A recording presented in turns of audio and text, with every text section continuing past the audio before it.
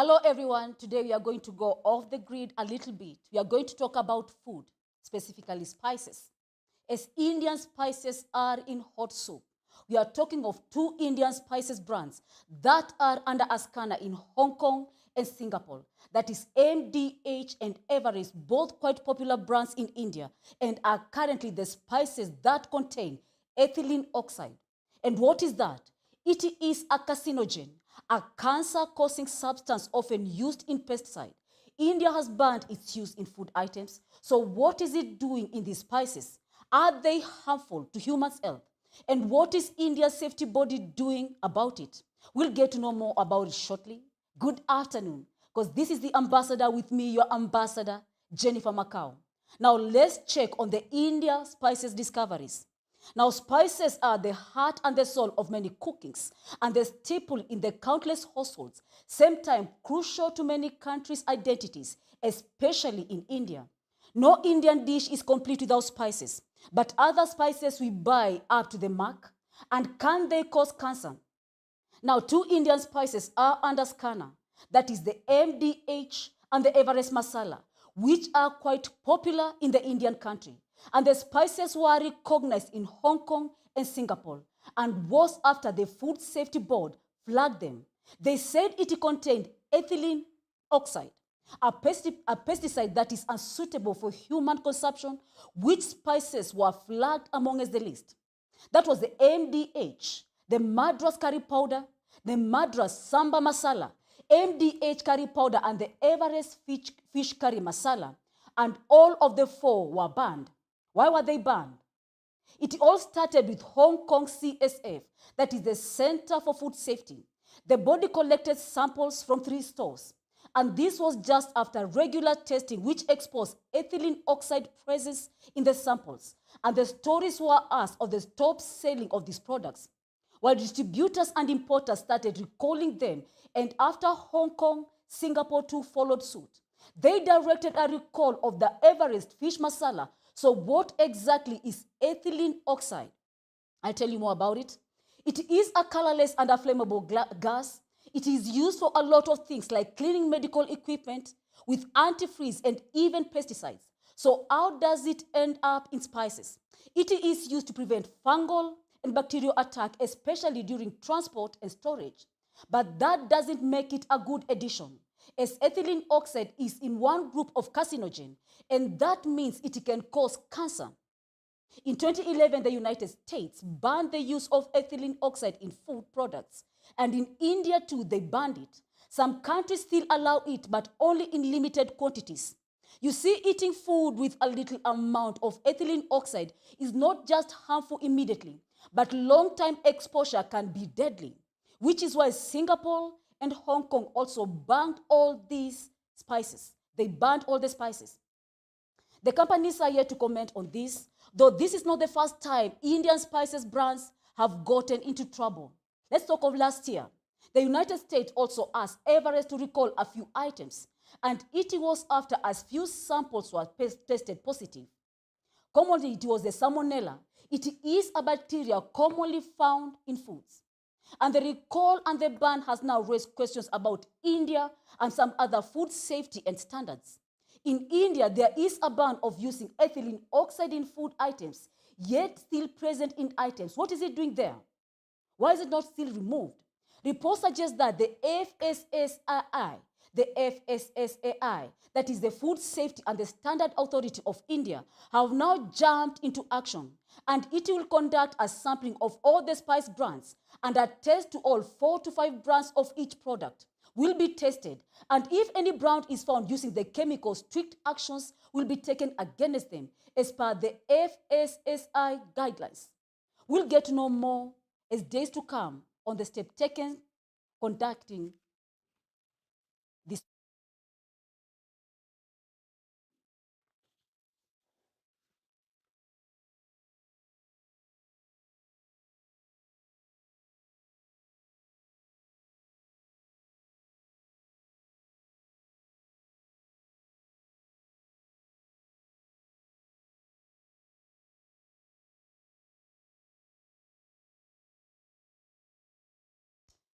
Well, so much on the Masala. I hope we all take precautions and learn things from this. Now, continuing on, Kenya faces a crisis of unprecedented proportions as torrential rains continue to wreak havoc across the nation.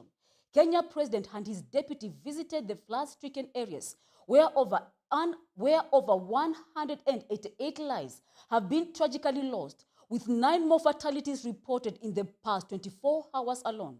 With thousands displaced, schools disrupted, and rescue operations underway, the country braces itself for the relentless onslaught of the nature's fury. Here is more on the report. President William Ruto, accompanied by his deputy Rigathi Gachagua, visited the flood-stricken region of Garissa County, where a tragic incident unfolded as a boat capsized on the swollen Tana River. Over 23 individuals remain unaccounted for, adding to the toll of the relentless deluge. Tumekubaliana na viongozi wenu wakiongozwa na gavana na senator na MPs. Wiki ijayo tutakuwa na mkutano Nairobi, mkutano wa faragha, kujadiliana kikamilifu vile tutatatua hizi shida zinakuja kila mwaka wakati wa mvua. Na kwa hivyo viongozi wakija, tutaketi chini, nitaita mawaziri wote, nitaita makatibu wetu, na pamoja na viongozi wenu tutajadiliana na tutapata suluhisho la kudumu. Ndio tukue atufiki hapa kila mwaka kwa mambo ya kupeana chakula na mambo ya watu kutafutiwa pahali ya kulala. In the past 24 hours, 9 lives have been lost, bringing the death toll to 188. Despite the grim circumstances, emergency response teams have been working tirelessly. In the Masai Mara, coordinated efforts by ground and aerial units have successfully evacuated 90 individuals with no fatalities reported after the River Talek overflowed, prompting swift action from authorities. In Mai Mahiu, Nakuru County, the Kenya Defence Forces are engaged in a race against time, with 52 deceased persons recovered and 51 still missing following the devastating mudslide tragedy. In the counties grappling with the ongoing search and rescue operations, including Nairobi, Kirinyaga, Homa Bay, and Tana River, a plea for assistance has been issued. Food, medical kits, and non-food items are urgently required to support affected communities as they navigate this crisis. Tragedy struck in Machakos County, where a police officer lost his life after his car was swept away by floods in River Kware. Additionally, the Kenya National Highways Authority has announced the temporary closure of the Nakuru-Eldoret Road at Timboroa Market due to destruction by floods, posing a risk of collapse. In response to the crisis, President William Ruto chaired a cabinet meeting for the second time this week. The cabinet deliberated on extra measures to mitigate the devastating effects of flooding, mudslides, and landslides across the country. Susan Nganga, GBS News. Well, more on floods. Speaking from the New York Thursday, that is May 2nd, a spokesperson from the United Nations Chief Antonio Guterres reiterated the UN readiness to provide additional support for national authorities. Stephanie Dujarric also extended Antonio Guterres' condolences to those affected, arraying his expressed deep distress at the news of the hundreds of lives lost and many others affected by the heavy flooding in Burundi, Kenya, Somalia, and Tanzania, as well as other parts of East Africa. Listen in. Secretary General expressed his deep distress at the news of the hundreds of lives lost and many others affected by the heavy flooding in Burundi, in Kenya, Somalia, and Tanzania, as well as other parts of East Africa. The United Nations and its partners are working closely with national authorities to address the humanitarian requirements. The Secretary General stresses that the United Nations stands ready to offer any additional assistance that may be needed during this very difficult period. The Secretary General is extremely concerned about the impacts of El Nino-triggered extreme weather, which risks further devastating communities and undermining. Well, our condolences too, and we hope that Africa can find a respite and Africa could rise up to find a permanent solution to these ongoing catastrophes that keep recurring once and for all. Now, moving on in Niger, the legal battle surrounding the former President Mohamed Bazoum intensified as the defense team called upon the state court for the fair access to the case. Bazoum, who was ousted in military coup, now faces potential charges of high treason, pending the court decision of lifting his immunity. Bazoum lawyers urged the state of court to reopen discussions, granting them access to the case file and allow communication with their client to prepare for a robust defense strategy. Here is more. The state court is expected to rule in about 10 days on the lifting of the immunity of the ousted president, Mohamed Bazoum, to stand trial particularly for a high treason. Mohamed Bazoum defense team urged the state court to reopen the debate and to allow the ousted president lawyers to access the case files. Since the military coup, Mohamed Bazoum has remained detained at the presidential residence in Niamey with his wife. In their document, the lawyers cite various national and international texts ratified by Niger that mandate strict respect for the rights of the defense, as they also question in terms of the legal interpretation the designation of former president, which could potentially enable the lifting of his immunity, stating he has not completed his term, resigned or passed away according to their note. Jennifer Macau, GBS News. Now, moving on to South Africa, police are launching an investigation into the alleged signature forgery by the Umkhonto weSizwe Party, that is the MK Party, led by former President Jacob Zuma. The investigation comes after reports emerged that the party may have forged and supporters' signatures to register the upcoming general elections. According to the City Press, a former party official came forward claiming that there was an elaborate scheme to falsify some of 15,000 signatures required for the party registration with the Electoral Commission of the South Africa. This development has prompted the Independent Electoral Commission to call for a swift investigation into the matter.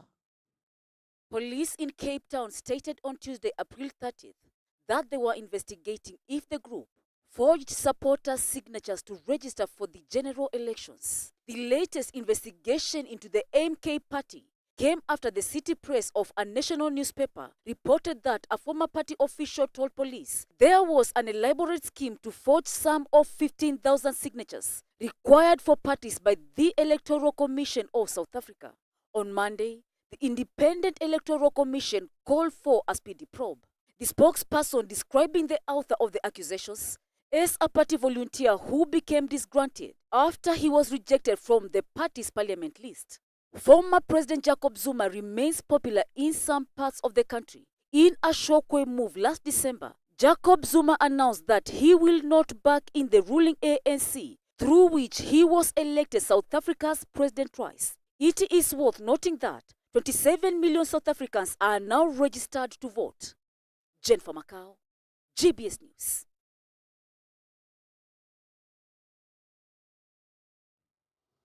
And that international news brings us to our first break. There is more coming up for you. Next, we'll talk about UK, which began detaining Rwandan migrants for deportation, and Anthony Blinken, who stated it is up to the Palestine to take the Israel ceasefire deal.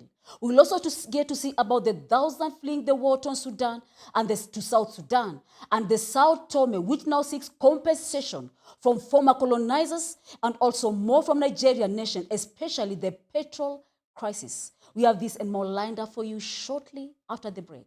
Stay tuned with us. So through the four gospel books, Matthew, Mark, and Luke, John, we can know the heart of Jesus in depth. 그리고 우리가 속에 느끼는 그 예수님을 성경을 통해 느낄 수 있어서 너무 감사합니다. And the Jesus that we can feel him through the scriptures, and I'm very thankful about that. Jesus Christ came to this earth for our 죄를 sins. 지셨고 He carried our sins, 십자가에 못 박혀 죽어 죄의 형벌을 당하셨고 and he was crucified, and he received the punishment for sins, 무덤에 들어가셨다가 and he was put into the tomb 사흘 만에 부활하셨습니다. and resurrected in 3 days. 이것이 우리가 말하는 복음입니다. This is the gospel that we speak. 예수님께 우리 죄를 위해 죽으신 이야기. About how Jesus died for our sins. The purpose of Jesus being 우리 crucified. 죄를 담당하기 위하여 십자가에 못 박혀 죽으셨습니다. He was crucified to pay for our 그래서 sins. 예수 십자가에 못 박혀 죽으심으로 우리 죄가 분명히 씻어졌는데 And through Jesus being crucified, clearly our sins have been washed clean. 참 안타깝게도 많은 사람은 여전히 죄인이라고 말합니다. However, unfortunately, many people still say that they are sinners.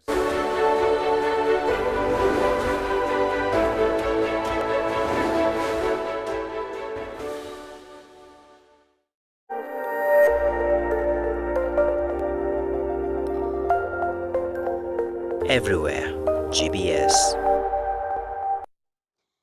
Welcome back. You are still watching the Ambassador GBS Global, and we are glad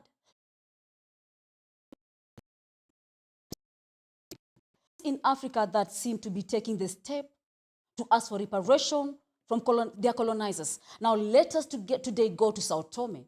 Sao Tome stated on Wednesday that it would demand compensation from Portugal from the damage caused by the colonialism. Last week, Portugal President supported late on Tuesday, April 23rd, that his country was responsible for the crimes committed during the transatlantic slave trade and the colonial era, and suggested there was a need for reparations. Portugal's colonial legacy back in Africa, including Angola, Cape Verde, Guinea-Bissau, and Mozambique, was marked by violence, dispossession, and cultural destruction. Through Sao Tome now planning to seek compensation for the damage caused by the colonialism. This move reflected a broader trend of African nations asserting themselves against their former colonizers. In 2021, Germany agreed to pay Namibia 1.5 billion euros for the genocide it executed there.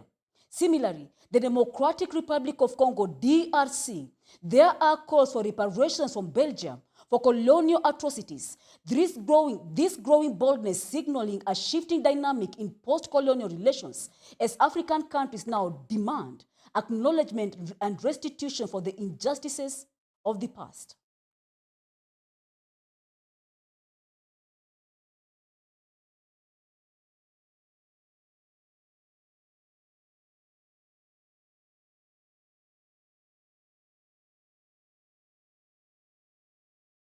Now, moving on to the UK-Rwanda case, British authorities have started detaining migrants as part of preparations to relocate them to Rwanda within the next 9 to 11 weeks. According to the government announcement on Wednesday, that is May 1st, marking a significant step in Prime Minister Rishi Sunak's immigration strategy. Officers were witnessed entering homes and bringing out people in handcuffs, putting them in the back of secure vans, taking them to unrevealed location. In April, Parliament endorsed a legislation to facilitate the transfer of asylum seekers to Rwanda, and if they entered Britain without any authorization, while Sunak aimed for the inaugural flights to depart in July. With over 7,500 migrants having arrived in England via small boats from France this year, the government asserted that this policy will dissuade individuals from undertaking perilous journeys across the channel. Tragically, 5 people lost their lives attempting the crossing last week. Opposition to the policy from human rights organizations and unions is anticipated, with expectations of renewed legal challenges to prevent the flights from proceeding, especially following the UK Supreme Court ruling last year declaring the policy unlawful.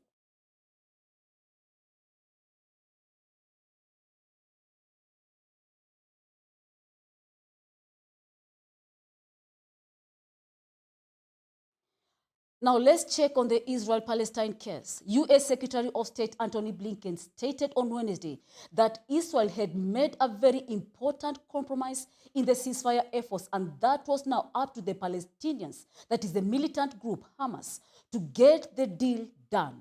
He was speaking after meeting with Israeli Prime Minister Benjamin Netanyahu on the last leg of his 7th trip to the region since the war between Israel and Hamas erupted last October 7th. Listen in.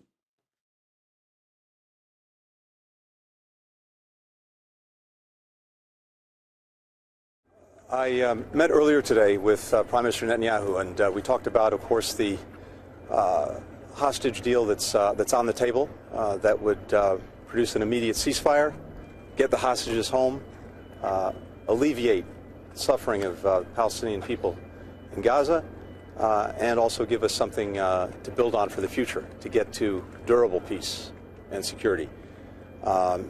Israel has made very important compromises in the proposal that's on the table, demonstrating its desire and willingness to get this agreement and get it done. Now, as we've been saying, it's on Hamas. Hamas has to decide whether it will take this deal and actually advance the situation for the people that it purports to care about in Gaza. There is no time for delay. There's no time for further haggling. The deal is there. They should take it. And a court in Abuja, that is Nigeria's capital, adjourned a money laundering trial against cryptocurrency exchange, Binance, and 2 of its executives to May 17th. The adjournment came Thursday after Chukwukwo Ikazum, a lawyer for the exchange, stated that he had not been served with the documents needed to prepare for the case. Binance and the British Kenyan Nadeem Anjawala were charged with laundering more than $35.4 million, same time engaging in specialized financing activities without a license. In addition to the money laundering case by EFCC, that is the Nigerian Anti-Graft Agency, Binance also faces 4 counts of tax evasion in separate trial that will resume on May 17th as well. It is worth noting that all the Binance executive pleaded not guilty.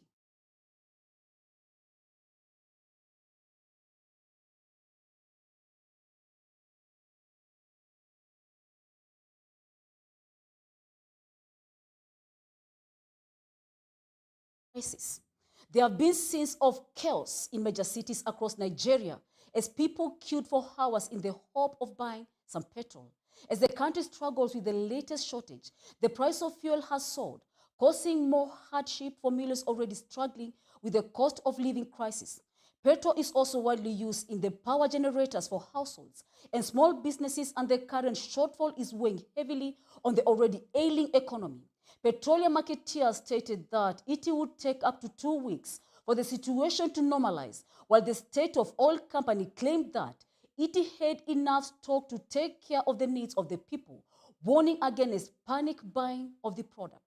Listen in. Nigeria is experiencing fuel scarcity, which has led to the premium motor spirit, popularly called petrol, being sold for as high as 900 naira in parts of the country.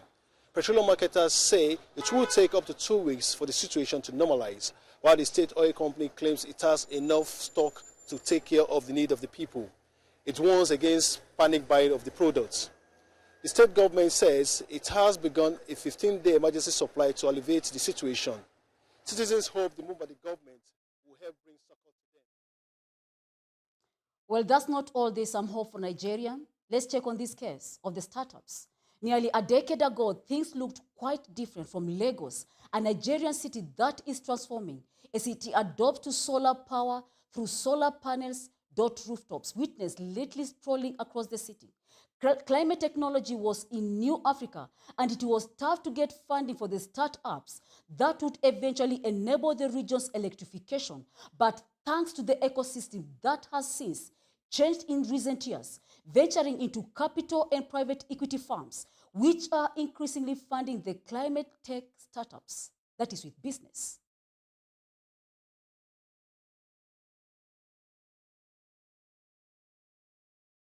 In 2015, it was a lot more easier. You had a lot of VC-backed VCs very much interested in renewable energy company. You had a lot of grants giving. The strategy at that time was to actually get patient capital that can enable the growth of a lot of the players. Now, we're already in, the industry is a bit more tighter, given the value chain is expanded and players are now looking to specific areas in the value chain to play in. Doing simply is by addressing, in that same manner, decentralized energy. So if we could swap a generator with solar panels one at a time, then we're fixing that problem. Now what we are now doing is doing it on a larger scale. Right now, Rensos has 2 megawatts of solar capacity in operations all through Nigeria, and we're looking to do about 20 megawatts this year. That's already in process. In playing in this space right now in Africa are doing a really fantastic job. I think the room for improvement is now to see that bigger investors now look at the model and participate, right, and take the level of risk that VCs will not be able to venture into to help scale the players who are now moving beyond that seed capital stage, who are moving beyond that VC stage, and then help them expand and solve the problem. Well, that's a lot for us to learn from Nigeria. There are challenges, but they also have upcoming, and they also are overcoming other things through their startups and taking solutions. And that international news brings us to the end of our Ambassador GBS Global News. It's been a pleasure having you on board, joining us to the end. And just to do a recap for you, today we've talked about spices. How safe are your spices? Can they cause cancer? We've talked about the Indian spices that were banned, the MDH and the Everest that contain ethylene oxide. So better watch out as you shop for your prices. Not all are harmful, of course, but this is just a statistic that was given. And the East African floods also came up. As UN chief extended his condolences, you're talking of Antonio Guterres. This one has affected the whole of Africa, not just Kenya. And we hope that we can all recover for this and we can say, arise Africa, and let's get a solution to all these catastrophes that seem to recur. We've also talked about thousands that flee Sudan. The war-torn country, they are fleeing from Sudan to South Sudan. Both countries are in crisis as they go to the rank, that is the place whereby they go to reside. That is formed for the refugees, but both countries are in crisis. How will they be able to recover? Well, do you do Binance? There's the Nigeria Binance and the executive case that was adjourned to May 17th. How will it be able to come up? We'll keep you more updated on the same. And the Nigerian petrol crisis, food shortages, and also the Nigerian climate tech startups. Well, there's Nigeria challenges, and there's also the Nigeria solutions. So we can be able to learn from all this. But then we are here for you, and we'll keep you updated on the latest development as you keep it at the Ambassador. Well, have been your ambassador, Jennifer Macau, and I'm looking forward to seeing you at the same place on the GBS Global from Monday to Friday. I'm looking forward to seeing you on Monday, same time, same place, on GBS Ambassador, the Global. And may you all have a superb and the most beautiful and a wonderful afternoon. See you.